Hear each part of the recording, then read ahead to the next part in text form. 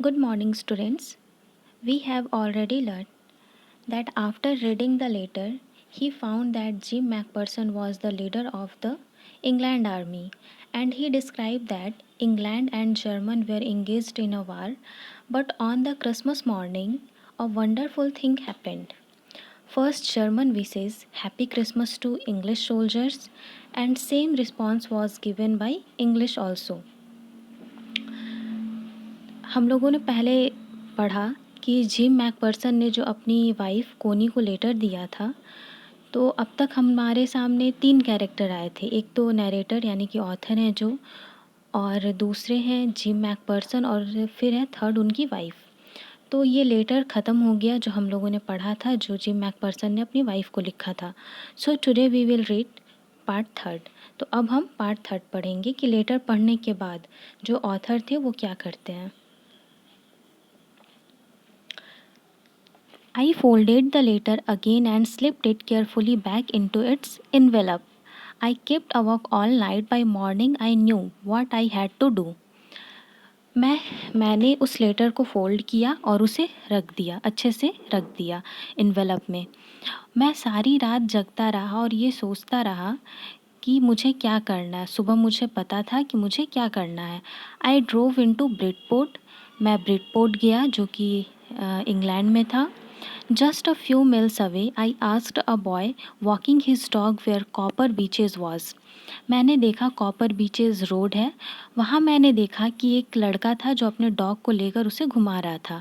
House number 12 turned out to be nothing but a burned out shell, the roof gaping, the windows boarded up. मैंने उनसे पूछा address, तो मैं जब वहाँ गया हाउस नंबर 12, तो मैंने देखा कि वहाँ और कुछ तो नहीं, लेकिन एक जला हुआ कुछ जले घर की तरह था जिसकी दीवारें भी लकड़ी से बंद थीं। I knocked at the house next door and asked if anyone knew the whereabouts of a Mrs McPherson. तो जब मैंने देखा कि वहाँ घर जला हुआ था, तो मैंने बगल वाले दरवाजे को नॉक किया। तो वहाँ जाने के बाद मुझे ऐसा लगा कि शायद उन्हें कुछ पता हो मिसेस मैकपर्सन के बारे में। Oh yes, said the old man in his slippers. तो ऑथर देखते हैं कि एक बूढ़ा आदमी था जो कि ओल्ड मैन था, जो कि अपने स्लीपर्स पहने हुए था। वो कहता है कि अरे हाँ, ही न्यू हर वेल। मैं उसे अच्छे से जानता हूँ। वो जानते थे, ऑथर को ऐसा लगा कि ये अच्छे से जानते हैं उन्हें। अ लवली ओल्ड लेडी, एक प्यारी old lady, he told me, उन्होंने नरेटर को कहा। A bit muddled headed but at her age she was entitled to be. वो कहते हैं कि मडल हेडेड यानी कि वो कुछ कंफ्यूज रहती थी, लेकिन इस एज में मुझे जहाँ तक लगता है हर कोई ऐसा ही हो जाता है। Wasn't she 101 year old.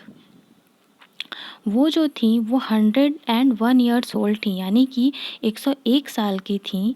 She had been in the house when it caught fire. No one really knew how the fire had started. वो उस घर में ही थी जब घर में आग लग गई थी। किसी को ये नहीं पता चला कि आग कैसे शुरू हुई।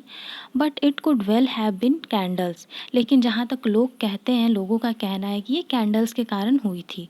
She used candles rather than electricity. वो कैंडल यूज़ करती थी, इलेक्ट्रिसिटी की जगह पे वो कैंडल यूज़ करना पसंद करती थी। बिकॉज शी ऑलवेज, आखिर ऐसा क्यों? क्योंकि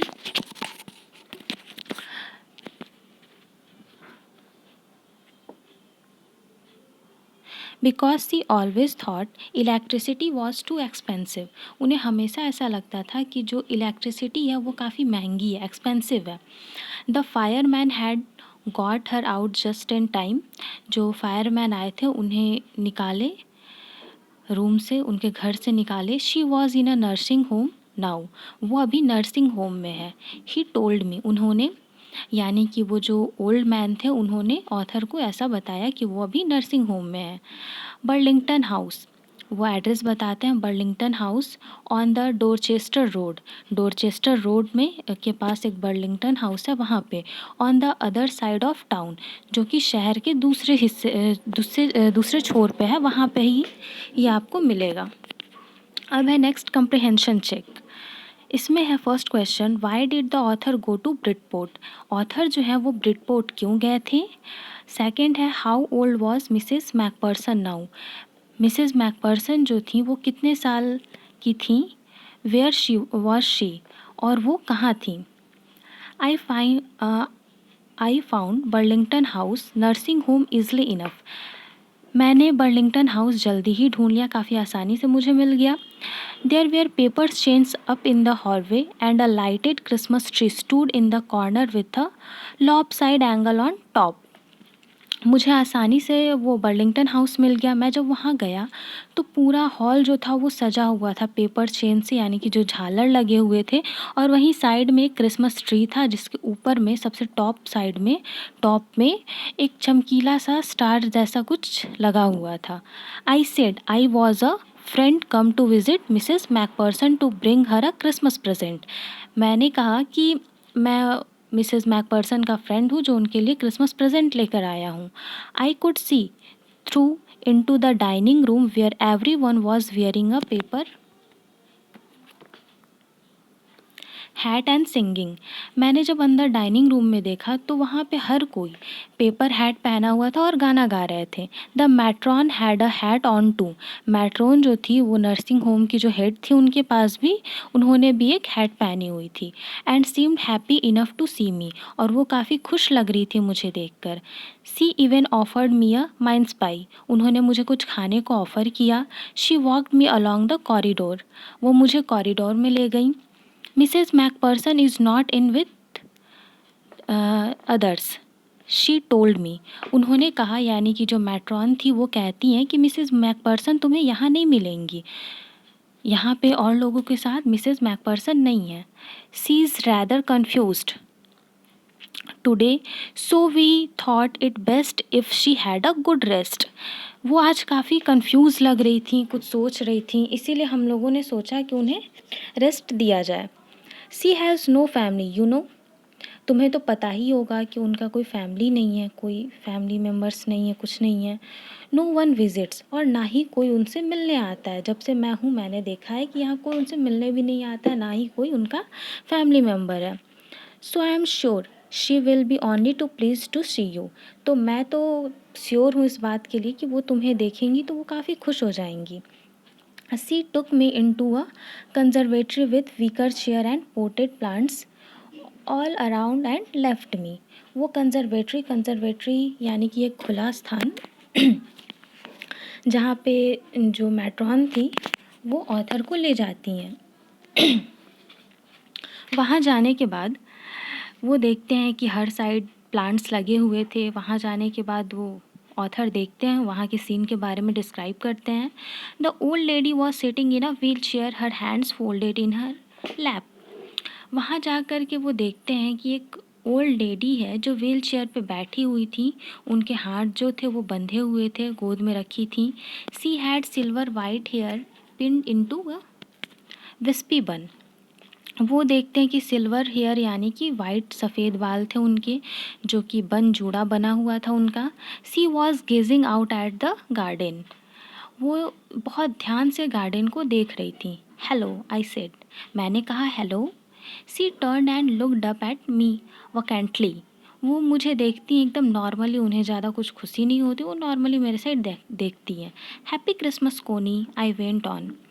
मैंने उन्हें कहा हैप्पी क्रिसमस कोनी, और मैं उनके पास गया, आगे बढ़ा। I found this, I think it's your. मैंने इसे पाया है, मुझे ये मिला है, मुझे ऐसा लगता है कि ये तुम्हारा है। As I was speaking her eyes never left my face. जब मैं बोल रहा था तो उसकी जो आंखें थी वो मेरे से हट नहीं रही थी, वो मुझे एकदम देखे जा रही थी, लगातार देखे जा रही थी। I open the tin box and gave it to her. मैंने वो टीन बॉक्स ओपन किया और उसे वो लेटर दिया। That was the movement her eyes lit up with recognition and her face became suffused with a sudden glow of happiness.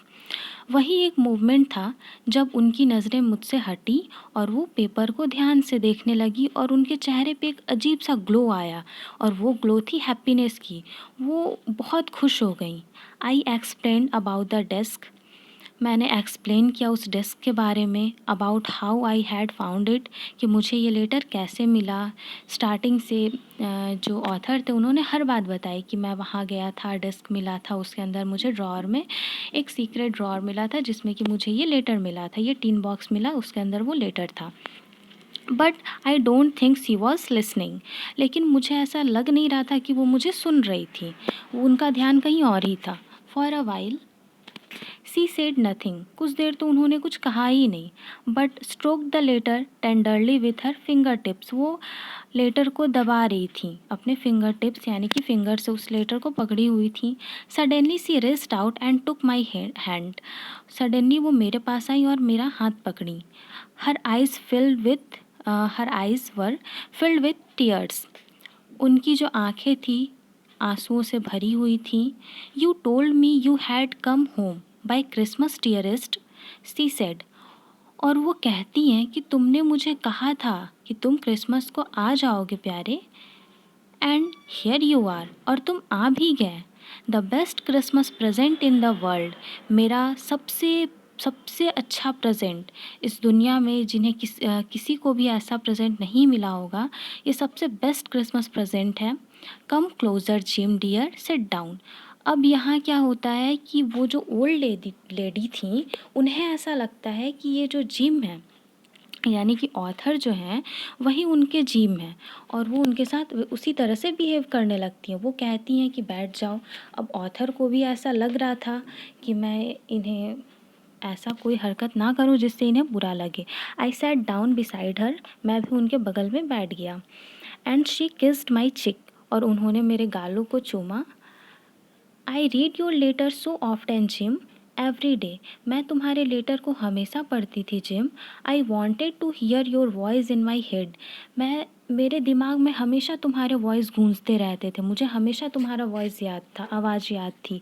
It always made me feel you were with me, और ये letter जब मैं तुम्हारे पहले वाले letter जब मैं पढ़ती थी तो मुझे ऐसा लगता था कि तुम मेरे साथ हो। एंड नाउ यू आर, और अब तुम सच में मेरे साथ हो। तो now you are back, you can read it to me yourself, तो क्या तुम इसे पढ़ करके सुना सकते हो मेरे लिए। Would you do that for me Jim dear, क्या तुम ये मेरे लिए कर सकते हो। I just want to hear your voice again, मैं फिर से तुम्हारे आवाज़ को सुनना चाहती हूँ। I had love that so much, तुम्हारी आवाज़ मुझे बहुत अच्छी लगती है। And then perhaps we will have some tea, और फिर हम चाय पियेंगे। I have made you a nice Christmas cake, मैंने तुम्हारे लिए बहुत प्यारा क्रिसमस केक बनाया है, मार्जिपन ऑल अराउंड, मार्जिपन वही एक चॉकलेटी लेयर कह सकते हैं, और हमने बताया था पहले भी कि वो बादाम का हलवा हो सकता है या बादाम का लेयर एक होता है। I know how much you love marzipan, और मुझे पता है कि तुम्हें मार्जिपन कितना पसंद है। तो अब लास्ट में ये जो माइकल मॉरपूर्गो हैं यही ऑथर थे। तो इसमें जो कैरेक्टर आए थे वो कैरेक्टर कौन कौन से थे। फर्स्ट तो ये ऑथर माइकल मॉरपूर्गो थे, जिन्हें जो कोनी थी वो लास्ट में अपना हस्बैंड यानी कि मिस्टर मैकपर्सन समझ रही थी, और कोनी और मिसेस मैकपर्सन दोनों एक ही नाम है, जो कि मिस्टर जिम मैकपर्सन की वाइफ थी। इस तरह से चैप्टर कंप्लीट होता है। Thank you.